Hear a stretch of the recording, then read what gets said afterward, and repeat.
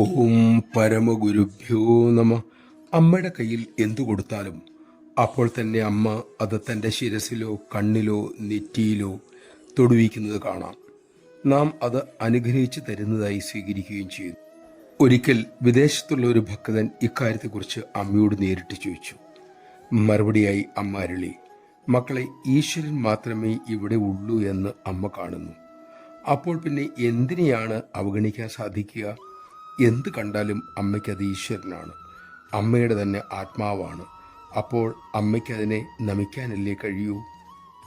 മക്കളെ, ദരിദ്രൻ പണത്തിനായി, തടിച്ചവൻ മെലിയാനായി, രോഗി സുഖത്തിനായി യത്നിക്കുന്നു. അതായത് എല്ലാവരും ശാരീരിക തലത്തിൽ അറിവുള്ളവരാണ്, പക്ഷെ സ്വന്തം ഉള്ളിലുള്ള ഈശ്വര ചൈതന്യത്തെ ആരും അറിയുന്നില്ല.